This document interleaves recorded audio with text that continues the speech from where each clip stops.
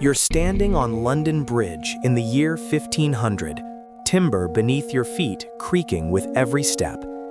The sun has just risen. Smoke curls from chimneys, mingling with the river mist over the Thames.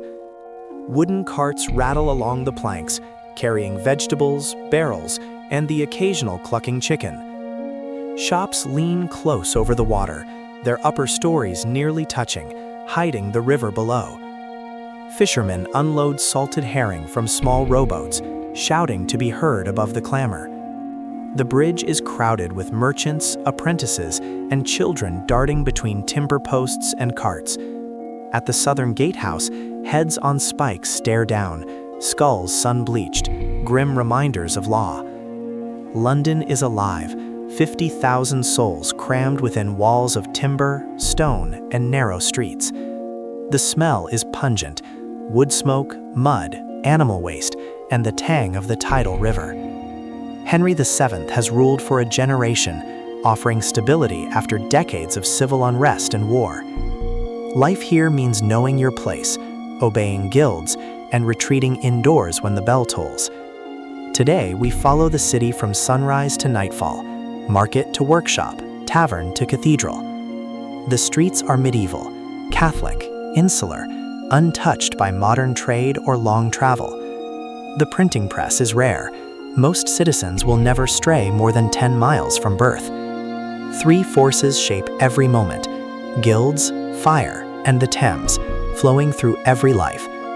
Our path moves north from the bridge to Cheapside, past St. Paul's, into guild alleys, then Riverside. As evening falls, we glimpse the wealthiest merchants and see the city surrender to darkness. Stop 1, London Bridge, early morning. Timber-framed houses rise 3, sometimes 4 stories. Shops on ground level sell fabric, shoes, and food, spilling onto the crowded walkway. In the middle, a tiny chapel interrupts the bridge, bells calling a few passing souls to prayer. A fishwife from Billingsgate shouts prices. Salted and smoked herring is in highest demand. A farmer's cart from Kent blocks the way, vegetables stacked high, coins exchanged in pennies. Children navigate past the spikes at the southern gatehouse without even glancing up. Rowboats scrape against the piers. Cursing boatmen fight the tide and crowded Thames. Stop 2, Cheapside Market, mid-morning.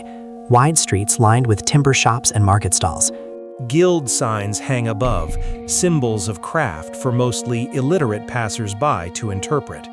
Bread sellers call out loaves, while goldsmiths display their finest wares behind windows. Apprentices stumble under trays of goods, punished swiftly by masters when accidents occur.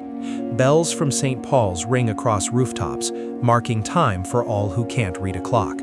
Stop 3, St. Paul's Churchyard, nearing midday. Gothic arches and soaring spires dominate. Bookstalls, scribes, lawyers, and servants seeking work crowd the sacred, chaotic space. Boys play dice on the steps. A priest shouts, scattering laughter into the sunlit street. 12 churches toll across the city, their combined sound a living clock for Londoners. Stop 4, guild halls and workshops, afternoon. Narrow lanes pulse with craft and fire. A blacksmith hammers molten metal, sparks scattering onto straw, apprentices on alert. Timber houses, thatched roofs, open flames. Every day a risk of conflagration. Tanneries reek of lime and urine. Weavers' looms click. The smell of roasting meat drifts. Guild rules govern all: prices, quality, and who may legally work in the city. Stop 5, Riverside Taverns, late afternoon. Timber alehouses lean over mudflats at low tide. Ale safer than water is poured into wooden mugs by women. Pottage and dark rye on the tables. Dock workers argue over dice. Tavern keepers intervene before fists fly. Curfew approaches. Chains lift on gates. The wealthy retreat indoors and the city quiets. Stop 6, Merchant's House, evening.